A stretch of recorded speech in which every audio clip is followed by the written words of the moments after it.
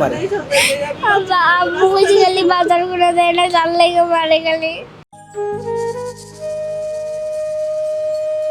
মা মানে আত্মত্যাগ, মা মানে মায়া, মা মানে তৃষ্ণা। ২৭ বছরের খুকুমণি কাঁদছেন অনাগত সন্তানের মা হওয়ার অভিশাপে। মায়েদের জীবনই যেন এক ত্যাগের মহাসমুদ্র। স্বামীকে ফিরে পেতে চান খুকুমণি। যখন আমার এই মেয়েটা হইল তখন থেকে আমার উপর নির্যাতন শুরু, আমার আলাদা করে দিল। দেওয়ার পর নিয়ত আমাকে মায়ের ঘর আটকায় রাখতো ঘরের ভিতরে। কিন্তু আমি গরিব মানুষের মেয়ে বিদায় কখনো করি নাই যে না থাক, একটা বাচ্চা হয়েছে থাক, প্রতিবাদ করি নাই।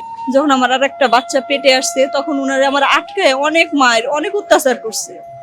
করার পরে এখন আমার হাজবেন্ডে 7 দিন ধরে আটকায় রাখছে, লুকায় রেখে এখন আমার উপরেই চাপাইতেছে। আমি আমার স্বামীকে গুম করে রাখছি, কিন্তু আমার স্বামী উনাদের কাছেই আছে। আমার উপরে আমার এখনো পুরো শরীরে দাগ আছে। আমি এখান থেকে 3 দিন আগে আমার হাজবেন্ডের কাছে গেছি ভোরবেলা, উনার ওই বাসায় কোনাবাড়ি।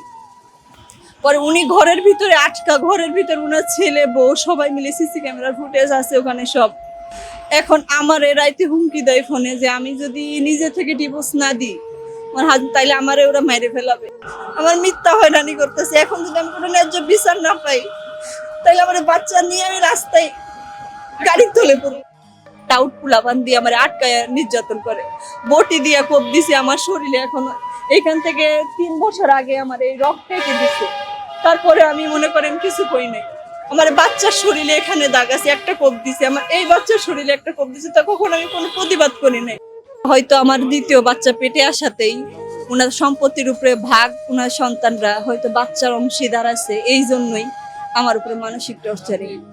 আমি এই 5টা দিন আমার একটা খালু আসতেছে, দেখেন উনিও মানবাধিকারের লোক কি ছিল। আমি আইসি, আমি বৃহস্পতিবারে সব জায়গা ঘুরে গেছি, শুক্রবারে পুরাটা দিন আমি রাস্তায় রাস্তায় আমার বাচ্চাগুলো নিয়ে।